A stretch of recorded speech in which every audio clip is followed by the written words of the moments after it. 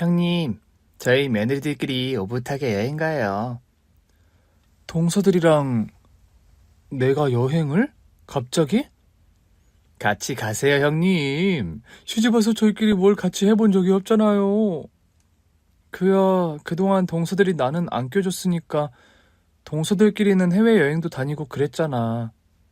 그러니까 이제 형님이랑도 같이 하고 싶다는 거죠. 저희들이 형님한테 잘하기로 했잖아요. 저희도 그동안 저희들이 무심했다는 거 알아요? 그래서 반성하고 화해하고 싶은 마음에 같이 여행을 가면 어떨까 해서요. 맞아요. 이참에 회포도 풀고 속 시원히 대화도 하고 친해져 봐요. 그러고 보니 형님 신혼여행을 강원도로 가셨다면서요? 저희끼리 속초로 여행 가요. 그렇게 동서들의 제안으로 저와 동서들 셋이 함께 여행을 떠나게 되었습니다. 평소 저를 무시하던 동서들이었기에 먼저 여행을 제안하는 게 웬일인가 싶었지만 저는 이번 여행으로 저희들의 관계가 나아질 수 있지 않을까 생각했어요. 그렇게 며느리들끼리 떠난 여행길에 저도 설레이고 즐거웠습니다. 평소에는 저를 멀리하던 동서들이 제가 좋아하는 음식도 먼저 주문하고 운전부터 안내까지 저를 극진히 대하는 모습에 저는 감동을 받을 지경이었거든요. 여행 내내 저를 챙기느라 정신없는 동서들에게 미안하기까지 했죠. 그런데 한편으로는 그동안 나를 깔보고 비웃던 동서들이 하루아침에 달라지는 게 왠지 불안하기도 했습니다. 형님, 피곤하지는 않으세요? 그러게, 오랜만에 돌아다니려니 좀 피곤하기는 하네. 근데 나보다야 동서들이 더 피곤하겠지. 내 대신 운전까지 했는데. 미안해서 어떻게 하지? 저희는 괜찮아요. 저희가 큰형님 모시기로 하고 온 건데 당연히 저희가 다 해야죠. 형님, 피곤하시면 이거 하나 드세요. 피로회복제인데 효과가 좋더라고요. 동서들도 먹지. 이거 하나야? 저희는 아까 먹었어요. 이거 형님 거니까 형님 혼자 드시면 돼요. 웬일로 저를 챙기는 모습이 영 적응되지는 않았지만 이제라도 달라지겠다는 동서들의 말을 믿고 싶었습니다.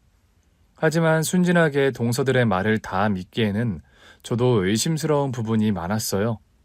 그동안은 보여주지 않았던 그들의 친절이 너무 가식적이고 숨겨진 의도가 있을 거라 생각했거든요. 아니나 다를까 동서들이 제 앞에서 영어로 대화를 하는데 그 대화가 너무나 수상하게 들렸어요. 평소 동서들이 제가 영어를 못하는 줄 알고 둘이서 대화할 때는 영어로 말하곤 했거든요. 수면제 몰래 잘 탔지? 그럼 곧 잠들 거야. 그래, 그럼 잠들면 시작하자. 수상한 동서들의 대화에 저는 동서들이 건넨 음료를 마시는 척하며 버려버렸습니다.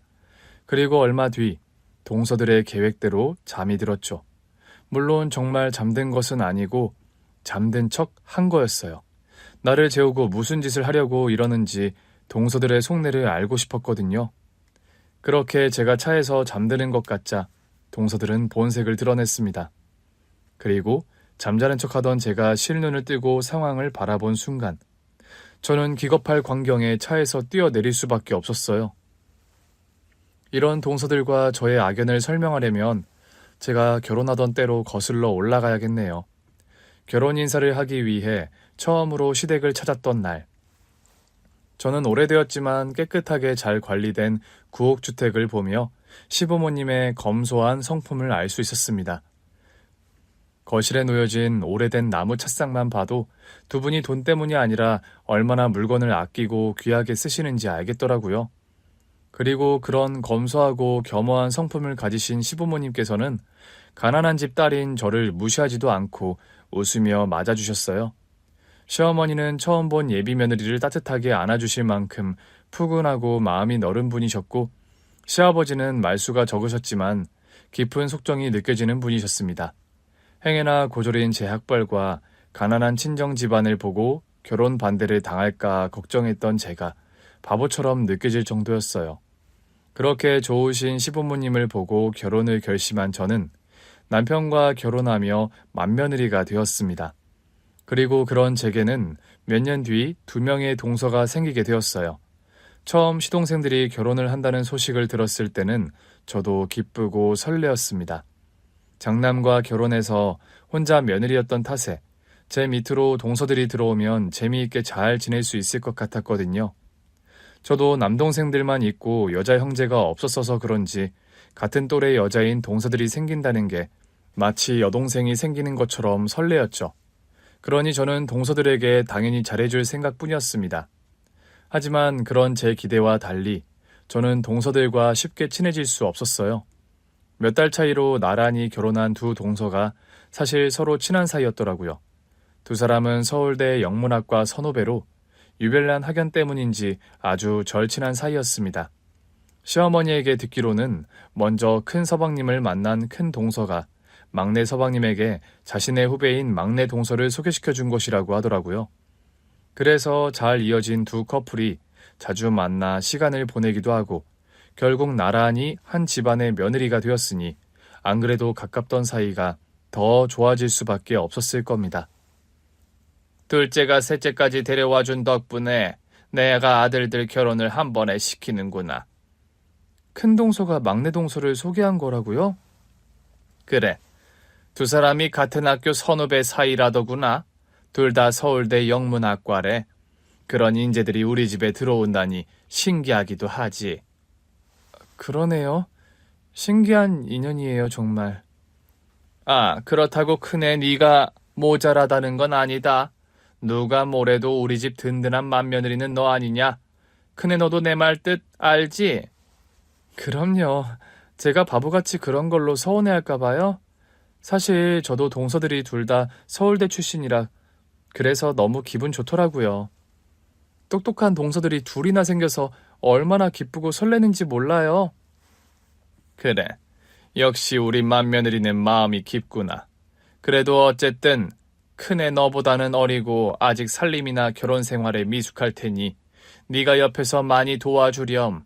그 둘이 이미 친하다고 하니 너도 금방 친해질 수 있을 거야. 나도 우리 며느리들이 자매처럼 잘 지냈으면 좋겠구나. 걱정하지 마세요, 어머니. 제가 동서들한테 잘해줄게요. 그래봐야 제가 어머님한테 받은 만큼은 아니겠지만 저도 최선을 다할게요. 동서지간의 사이가 좋은 것이 나무랄 일도 아니고 오히려 좋은 일이겠지만 문제는 두 동서들이 저를 대하는 태도였습니다. 아무래도 동서들이 저를 무시하는 것 같이 느껴졌거든요. 저는 고등학교를 졸업하고 공장이나 작은 회사를 다니는 별 볼 일 없는 평범한 사람인 것에 비해 두 동서들은 무려 서울대 출신에 둘 다 대기업을 다니고 동서들은 부모님이 공무원에 교사에 양쪽 다 노후 걱정은 안 하셔도 될 만한 형편이었습니다. 그래서인지 동서들은 제가 자신들에 비해 많이 떨어진다 생각하는 것 같았어요. 형님, 요즘 뭐 하세요? 나? 나야 그냥 집에서 애들 돌보고 살림하고 그러는 거지 왜? 아, 그렇구나. 아니, 그냥 형님이랑은 통 얘기를 못 나눠봤던 것 같아서요. 형님은 뭘 하시고 사시나 궁금해서 물어봤어요. 나야 뭐 늘 비슷하지. 그러는 큰 동서는 어때? 요즘도 회사 일로 바쁘지? 일이야 늘 비슷하죠. 근데 저는 이번에 회사에서 해외 연수를 다녀오게 됐어요. 어머 형님 어학연수 가시는구나. 너무 부러워요. 다들 찾아오는 기회가 아닌데 운이 좋았지 뭐. 동서도 좋은 일 있을 거야. 근데 작은 형님은 어학연수 가셔야 할 실력은 아니시잖아요. 워낙 영어를 잘하시는 거 제가 아는데. 아유, 아니야. 나도 대학 졸업하고 영어 잘 쓸 일이 없어지니까 자꾸 까먹게 되더라고. 하긴 원래 언어라는 건 꾸준히 해야 하는 거죠. 그럼 정말 좋으시겠어요. 간만에 외국도 다녀오시고. 그렇지. 그래서 오랜만에 나가서 좀 여유 부리다 들어올까 싶어. 어학연수 차원이니까 일도 별로 없고. 왠지 휴가를 가는 것 같지 뭐야? 정말 너무 부러워요, 형님. 그러고 보니까 큰형님은 해외 나가본 적 있으세요? 나? 나는 비행기 타본 적도 없어. 정말요? 태어나서 한 번도요? 그렇지, 뭐. 고등학교 졸업하고 일만 하다가 남편 만나서 결혼했는데 그래서 그간 비행기 타고 어디 다닐 일이 없었지. 그럼 신혼여행은요? 신혼여행도 안 가셨어요? 아, 그때 우리 남편이 일이 바빠서 그냥 가까운 데로 갔었거든. 원래는 제주도라도 다녀올까 그랬는데 왔다 갔다 시간이 아까워서 차 타고 강원도로 갔었어. 어머, 웬일이야. 형님 진짜 안타깝네요. 아무리 그래도 신혼여행을 그렇게 보내셨어요? 일생에 한 번뿐인 신혼여행일 텐데. 그럼 진짜 해외 한 번도 안 가보신 거예요? 웬일이야. 요즘 세상에 큰형님 같은 사람 처음 봐요. 그러게. 나도 언젠가 해외 한번 나가보면 좋을 텐데. 나중에 뭐 좋은 기회가 생기겠지. 안타깝네요, 형님. 근데 그러고 보니까 형님은 고졸이시죠? 그럼 영어는 좀 하세요? 응? 아니, 나는 그냥 뭐 기본적인 단어 정도만. 그럼 뭐 초등학생 수준 정도 되시는 거예요? 그렇겠지. 평소에는 저한테 관심도 없던 동서들이 어느 날 저한테 그런 걸 묻더라고요. 처음에는 큰 동서가 어학연수를 간다는 걸 자랑하려고 말을 꺼내나 싶었는데 옆에 있던 작은 동서가 같이 말을 거들더니 제게 영어 실력에 대해 묻는 겁니다. 제가 고졸이기는 해도 공부를 못했던 건 아니다 보니 저도 영어 실력이 아주 형편없는 건 아니었어요. 해외여행을 한번 가본 적은 없었지만 그래도 영어를 아주 못 알아들을 정도는 아니었죠. 그렇다고 영문학을 전공한 동서들 앞에서 나설 건 아니었고 서울대 출신 동서들이 그런 걸 묻는 이유야 뻔하다 싶어 저도 그냥 별 말을 하지 않았습니다. 아이 형님, 그러게 어릴 적에 공부 좀 열심히 하지 그러셨어요. 아무리 집안 형편이 안 좋았다고 그래도 공부만 열심히 하면 대학 문턱은 밟았을 수도 있을 텐데 고졸의 영어도 못하고 그게 뭐예요? 형님, 요즘 세상에 영어 못하는 건 좀 그렇지 않아요? 어디 외국이라도 나가려면 영어를 해야 하실 텐데. 그러게요. 이러다가는 나중에 돈 있어도 외국은 못 나가겠네요. 공항에서 외국인 직원들한테는 뭐라고 하시려고요? 형님, 제가 영어를 잘해서 하는 말이 아니라 진짜 요즘은 영어가 기본이에요. 그러지 말고 형님도 조금씩 공부하시는 게 어때요? 그래야 우리랑도 대화가 좀 통하실 텐데. 이래서는 큰형님이랑은 친해지기가 너무 어렵겠네요. 기막히게도 동서들은 제가 영어를 못한다는 걸 알고 그 후로는 공공연히 자기들끼리 영어로 대화를 나누곤 했습니다.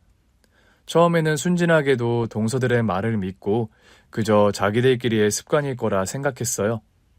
하지만 동서들이 영어로 하는 대화 내용을 자세히 듣다 보니 전부 제 욕이더라고요.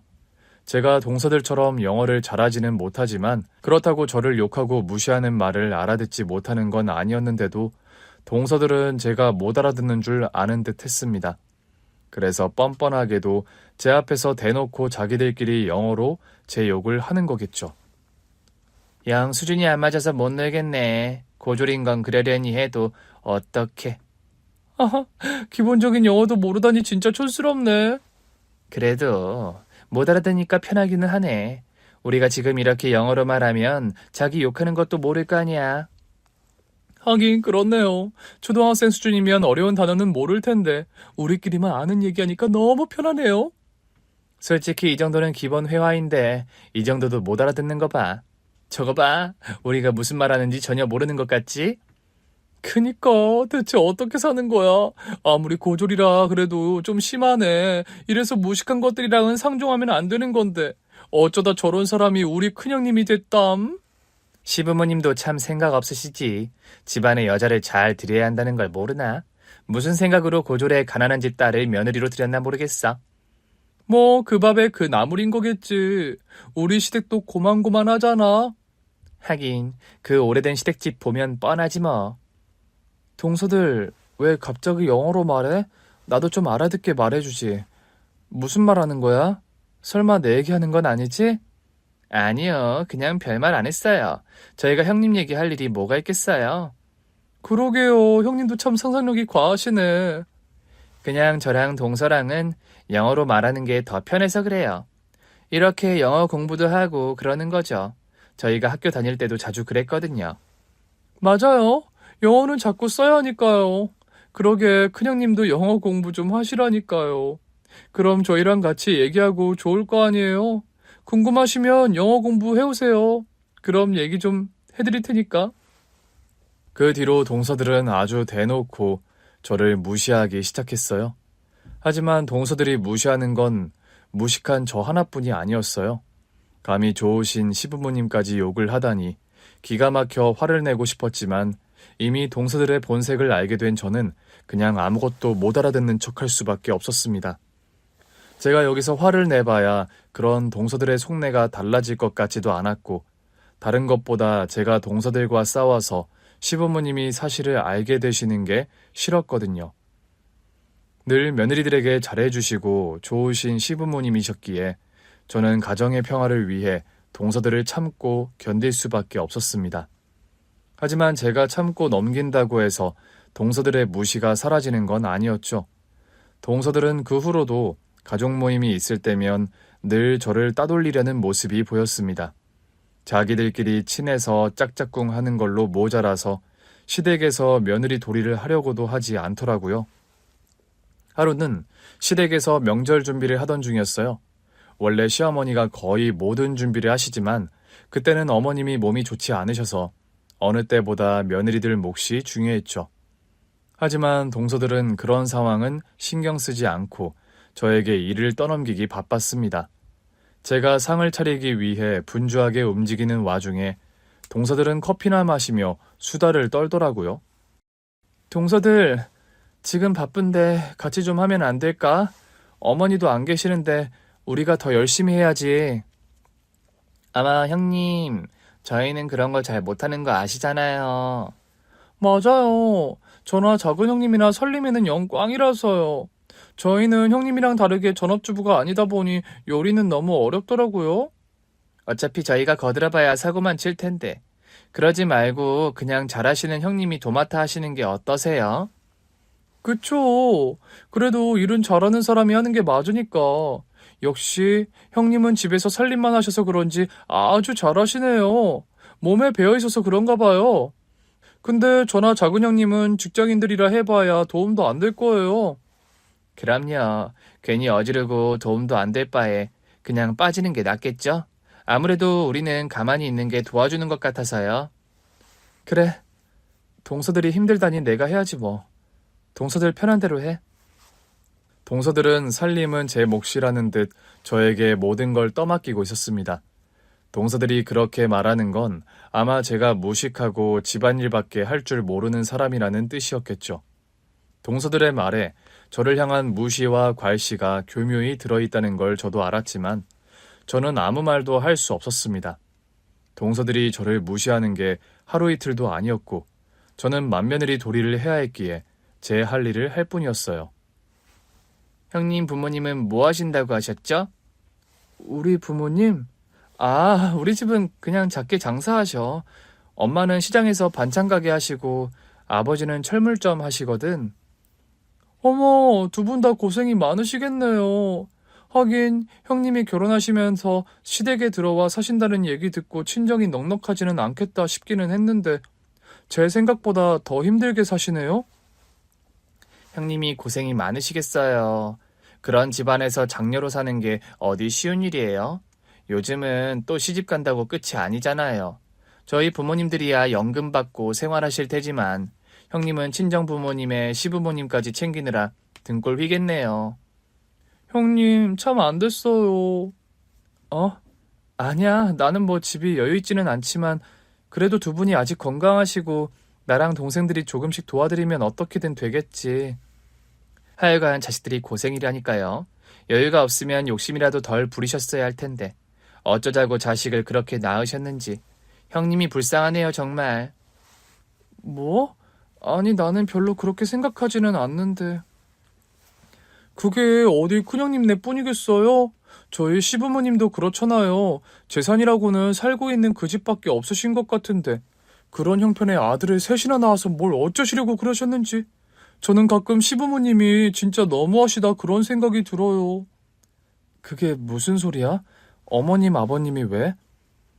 막내 동서 말은 시부모님이 가진 것에 비해 너무 욕심이 많으셨었다는 거죠. 솔직히 저도 그렇게 생각해요.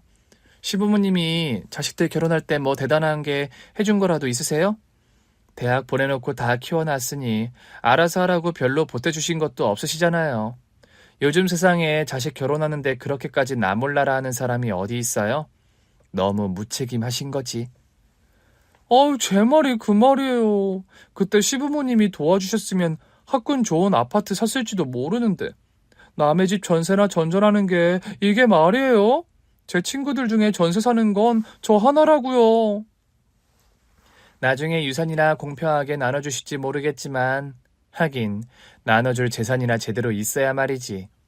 그래도 너무 그러지 마, 동서들. 받은 게 없다고 자식돌이를 안 할 수는 없는 거지. 그래도 우리 어머님 아버님은 잘해주잖아.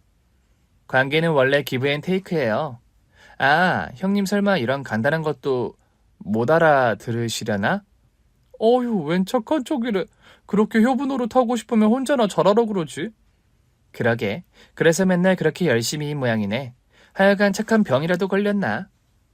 응? 동서들 왜 또 영어로 말하고 그래? 아니에요. 그냥 형님 정말 착하시다고요. 저희도 그런 큰형님을 본받아야 할 텐데 저희가 그릇이 작아서 그러나 그렇게는 잘 안 되네요. 아무튼 형님 진짜 대단하세요. 시부모님은 물건을 소중히 여기고 오래 쓰시는 것처럼 평생을 검소하게 사신 분들이셨습니다. 그리고 무엇보다 허례허식을 싫어하시고 자식들이 독립적으로 사는 걸 바라셨습니다. 그렇다고 자식들 결혼할 때 아무것도 해주지 않으신 건 아니지만 동서들이 기대하는 것만큼은 아니었던 모양입니다. 그래서 동서들은 시댁 도움이 없어서 좋은 아파트에 들어가지 못했다며 늘 불평이었어요. 그래서인지 늘 아끼고 겸손하게 사시는 시부모님을 궁색하다며 비웃곤 했죠.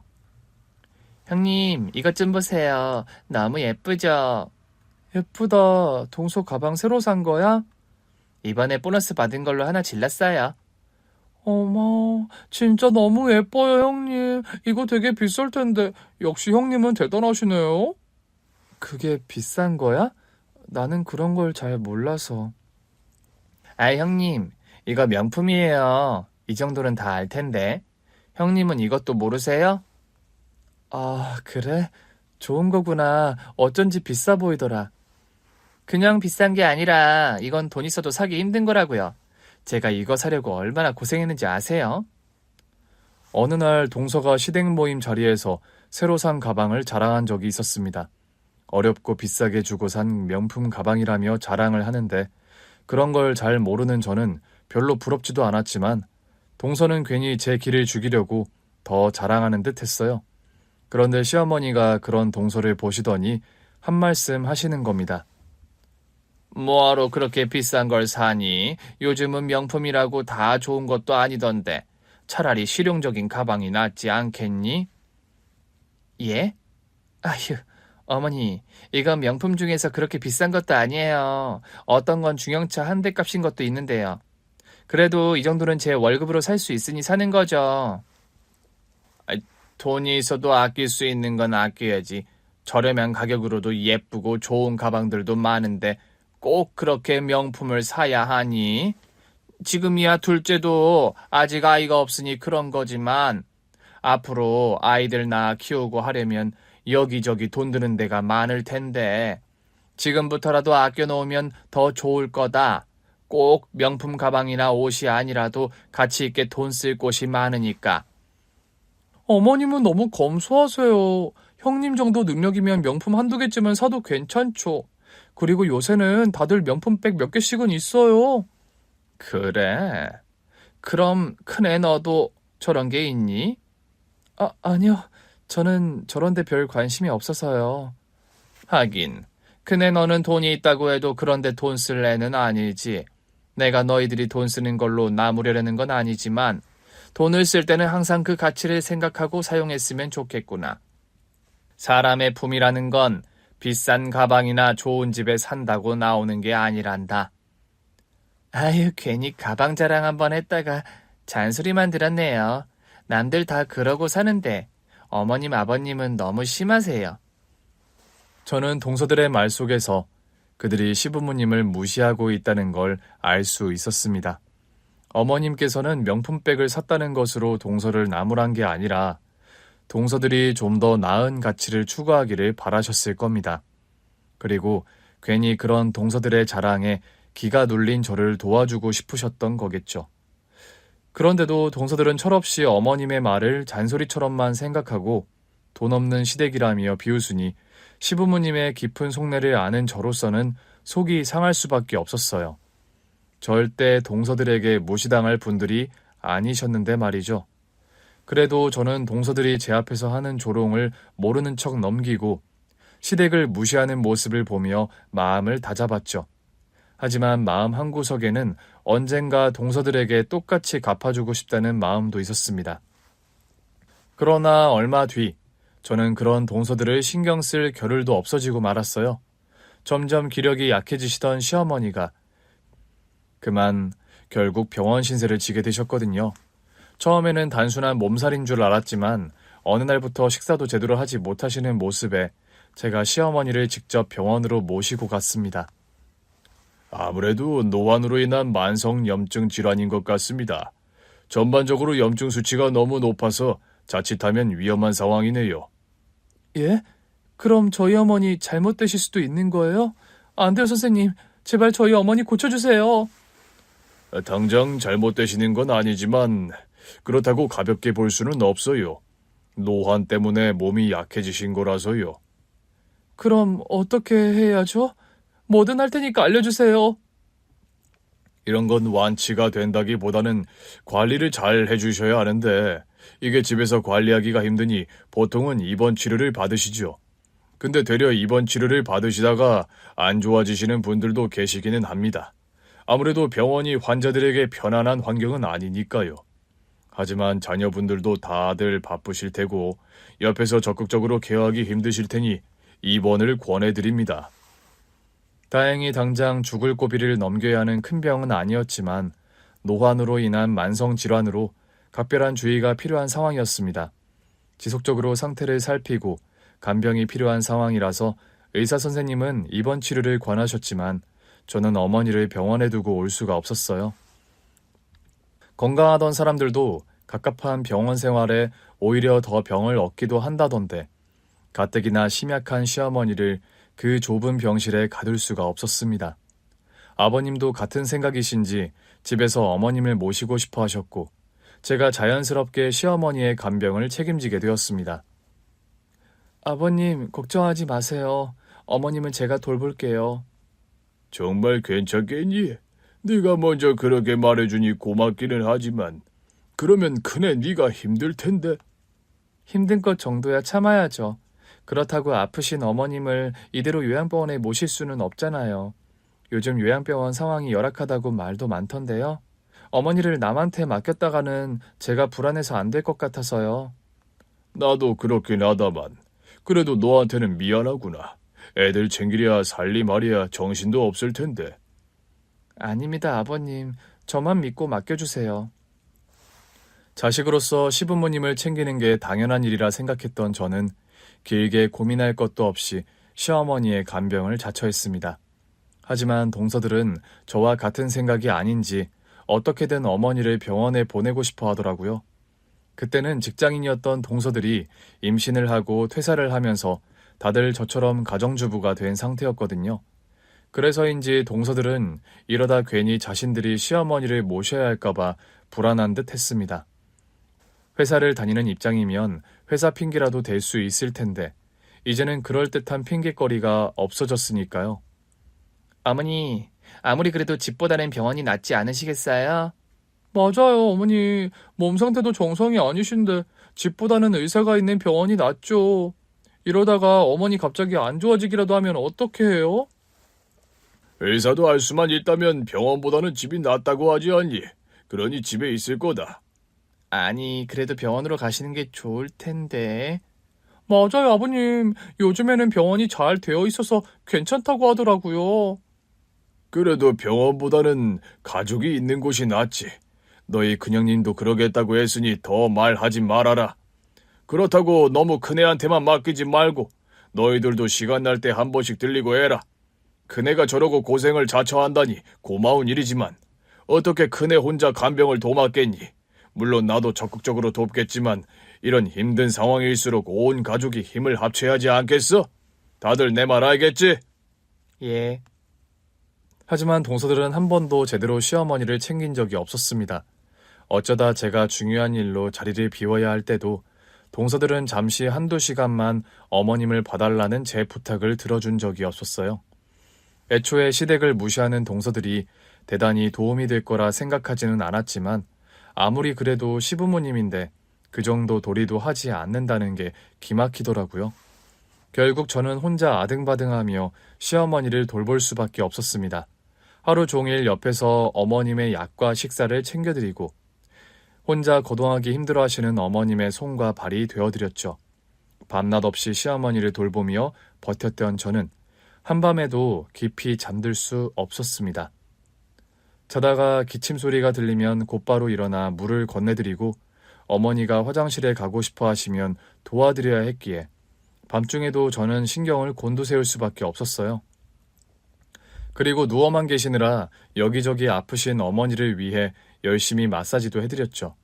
그러자 한 번은 시어머니가 새벽에 힘겹게 저를 부르시며 얘기하시더라고요. 아가 미안하다. 어머니 무슨 말씀이세요? 그런 말씀은 하지 마세요. 늙어서 건강해야 자식들한테 폐가 아니라 그랬는데 내가 괜히 너희들한테 짐을 지웠구나. 아니에요, 어머니. 당연히 제가 해야 할 일인데요. 그런 말씀 마시고 얼른 건강해지세요. 너 아니었으면 내가 어떻게 됐을지 정말 큰애 너한테 너무 고맙구나. 어머니는 제가 혼자 고생하시는 걸 아시고 저한테 무척 미안해하셨습니다. 저는 며느리로서 당연한 일을 했을 뿐이라며 괜찮다 말씀드렸지만 마음이 깊으신 시어머니는 늘 제게 고맙고 미안하다는 이야기를 하셨어요. 저는 그런 어머님의 마음만으로도 많은 위안을 얻을 수 있었습니다. 어머님이 제 고생을 알아주시는 것만으로도 보상을 받는 기분이었기에 저는 더 바라는 게 없었죠. 그런데 어느 날 그 과정을 다 지켜보고 계시던 시아버지께서 제게 생각지도 못한 선물을 안겨주셨습니다. 어머님의 병세가 나아지던 어느 날 아버님은 가족들을 모두 불러 모으셨습니다. 저는 그냥 어머님이 상태가 좋아지셔서 다 같이 식사나 하자고 부르신 줄 알았는데 그게 다가 아니었는지 식사가 끝난 후에 아버님이 가족들을 붙잡아 두시더라고요. 그렇게 삼형제와 세 며느리들은 거실 탁자 앞에 모여 앉게 되었습니다. 웬일인지 평소 말수가 적으신 시아버지가 자식들에게 할 말이 많아 보이셨어요. 그날따라 아버님의 표정은 사뭇 진지했고 저도 괜히 긴장된 분위기로 아버님을 바라보고 있었죠. 내가 평소 너희들에게 많은 말을 하는 편은 아니지. 그건 너희들이 알아서 잘하기를 바라는 내 마음도 있다는 걸 너희도 모르지 않을 거다. 하지만 내가 말을 너무 안 했던 게 문제인지 조금 실망스럽기도 하구나. 아버지, 왜 그러세요? 저희가 뭐 잘못이라도 했나요? 글쎄, 지금 내가 무슨 말을 하려는지 눈치를 챈 사람도 있겠지. 너희 어머니가 아픈 동안 나는 자식들에게 별 말을 하지 않았고 그동안 가만히 지켜봐 왔다. 그러자 다들 무슨 생각을 하고 있는지 보이더구나. 누가 정말 가족을 위하고 있고 누가 가족을 외면하는지 말이다. 아버님의 말씀에 순간 동서들의 얼굴이 굳어지는 게 보였습니다. 그동안 시부모님이 동서들에게 아무 말씀은 없으셨지만 속으로는 내심 서운하셨을 거예요. 시부모님을 무시하고 나몰라라 하는 동서들의 태도가 해도 너무했으니까요. 어머님이 아프신 뒤로 시댁의 발길을 뚝 끊었던 동서들이었기에 동서들도 아버님이 누구를 두고 무슨 말씀을 하시려는지 어느 정도 예상이 되었겠죠. 반면 며느리로 할 도리를 했던 저는 편안한 마음으로 시아버지의 말씀을 경청했습니다. 그러자 시아버지는 한숨을 쉬시고는 제게 말씀을 하셨습니다. 그네야, 그동안 수고했다. 아닙니다. 당연히 해야 할 일을 했을 뿐이에요. 네가 겸손하게 말한다고 해도 여기 있는 사람들은 다들 너의 고생을 알 것이야. 너는 말이 없었지만 그동안 행동으로 보여줬단다. 아픈 어미를 정성껏 보살폈고 가족들을 위해 고생을 자처하며 헌신했지. 그리고 나는 그런 너의 노고를 절대로 잊지 않을 생각이란다. 아버님, 그래서 내가 너에게 작은 선물을 준비했다. 자, 부담 갖지 말고 받거라. 예? 선물이라뇨? 이게 뭐예요, 아버님? 저에게 선물을 주시겠다는 아버님의 말에 저는 얼떨떨한 표정으로 봉투를 받았습니다. 대가를 바라고 한 것이 아니었는데 뭘 주시겠다는 건지 저는 조심스럽게 아버님이 주신 봉투 안을 열어보았어요. 그러자 그 안에는 놀랄만한 것이 들어있었습니다. 아버님, 이게 뭐예요? 일시, 백천, 억, 10억? 어머, 이거 수표잖아. 너의 고생에 대한 내 감사의 표시다. 너는 며느리이기 이전에 내 은인이야. 우리 집안을 지켜준 사람이니 그에 대한 합당한 보상을 내려야지. 10억짜리 수표다. 언제든 너 원할 때 쓸 수 있을 거야. 그걸로 너 하고 싶은 거 다 하렴. 시아버지가 제게 주신 건 다름 아닌 10억짜리 자기압 수표였습니다. 아버님이 무슨 돈이 있다고 이 큰 금액의 수표를 내어주신 건지 저는 당황스러울 뿐이었어요. 아니, 아버님이 무슨 돈이 있으시다고 설마 이 집 내놓기라도 하신 건 아니시죠? 으허이, 그동안 내가 너희들 앞에 너무 검소한 모습만 보였나 보다. 너희들이 걱정하는 것과 달리 나도 그럴 만한 능력이 있단다. 너희 시아버지 알부자야.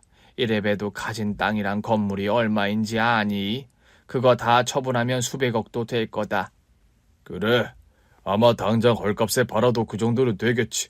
너희들이 괜히 헛바람이 들까봐 나중에 말하려고 그랬는데 이제 말할 때가 됐다 싶구나. 알고 보니 시부모님은 수백억 상당의 땅을 가지고 계신 알부자이셨습니다. 두 분이 가진 것 없이 살던 신혼시절부터 오래전부터 부동산 투자에 관심을 가지시면서 재산을 열심히 불리셨다고 하시더라고요. 하지만 그 돈을 허투루 쓰지 않으시고 여태 낡은 집과 오래된 살림살이들을 아끼시며 검소하게 사셨던 거죠. 그런 분이 제 고생을 위해 10억 수표를 내어주셨다니 저는 물론이고 그동안 시부모님을 가난뱅이라 생각했던 동서들까지 깜짝 놀란 표정이었어요. 아버님, 이건 너무 불공평해요. 저희는 며느리도 아닌가요? 형님한테만 주시는 거예요? 그럼 저희는요? 글쎄, 너희들은 시어머니 간병을 하는 걸 본 적이 없는데 그런데도 너희들이 돈을 받을 자격이 있다고 생각하는 거냐? 그럼 저희는 아무것도 못 받는 건가요? 그래도 저희도 같은 며느리인데 이건 아니죠.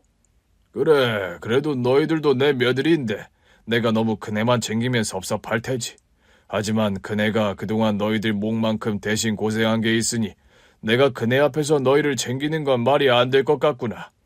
그래서 말이니 둘째와 셋째, 너희에게 돌아갈 몫은 내가 그네한테 맡기마. 동서들이 차별이라며 시아버지에게 따지고 들자 아버님이 잠시 뒤 품에서 1억짜리 수표 2장을 꺼내 보여주셨습니다. 자, 이것은 각각 둘째와 셋째의 몫이다. 하지만 이걸 받을 자격이 있는지는 네 큰형님이 판단할 거야.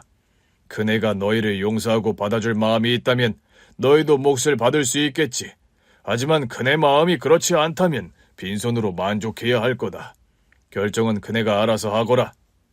시아버지도 그동안 제가 동서들에게 무시당하고 있던 걸 알고 계셨던 건지 제가 동서들의 처분을 결정할 권리를 내어주셨습니다. 제게 10억짜리의 어마어마한 보상을 해주시면서 또한 동서들에게 떳떳할 수 있는 권한도 주셨던 거죠. 그러자 동서들의 얼굴은 순식간에 창백해졌고 두 사람은 제 소나기에 있는 1억짜리 수표를 얻기 위해 황급히 아부성 미소를 지었습니다. 형님, 그동안 얼마나 고생이 많으셨어요. 저희들이 너무 무심해서 형님이 속상하셨겠어요. 죄송해요, 큰형님. 맞아요, 형님. 앞으로는 형님 말씀 잘 듣고 더 가깝게 지낼게요, 형님. 이제라도 저희 예쁘게 봐주세요. 그래도 이 돈이 탐이 나기는 하는 모양이야? 동서들이 나한테 이렇게 고분고분한 적은 여태 처음인 것 같은데? 무슨 말씀이세요? 저희가 그동안 표현이 없어서 그랬지 형님을 얼마나 존경했다고요. 그래요. 저희 형님이랑 잘 지내고 싶어요. 글쎄, 그 말이 진심인지는 모르겠지만 어쨌든 아버님이 동서들한테도 기회를 주셨으니까 나도 마지막으로 기회를 줄게. 앞으로 동서들 하는 걸 보고 고민 좀 해볼게. 어디 한번 봐보자고. 제 말에 동서들은 당황하며 횡설수설했습니다. 솔직한 마음으로는 그동안 동서들의 행동을 생각하면 쉽게 용서해주고 싶지 않았어요. 하지만 시아버지를 봐서 동서들에게 마지막 기회를 주기로 결정했죠. 그날 이후 동서들의 태도는 180도 달라졌습니다. 평소에는 저를 앞에 두고 욕하기 바빴던 동서들이 저한테 지극정성을 다하더라고요. 그러더니 같이 여행까지 가게 되었던 거죠. 하지만 달라진 것이 결국 가식적인 행동이었는지 동서들은 뻔뻔한 속내를 숨기고 제게 수면제가 든 음료수를 건넸던 겁니다. 나를 재우고 대체 무슨 짓을 하려고 이러는지 저는 동서들의 계획을 알기 위해 속아주는 척 했죠. 그러자 제가 음료를 마셨다고 생각한 동서들이 갑자기 드라이브를 제안하더라고요.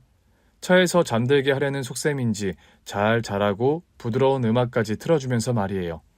그렇게 얼마 뒤 저는 차 안에서 자연스럽게 잠에 든 척 연기했고 제가 정말 깊은 잠에 빠진 줄 알고 있는 동서들은 자신들의 계획을 실행했습니다. 제 주머니를 뒤져서 제 지갑에 있던 수표를 빼가려 했던 거죠. 잠든 거 맞겠지?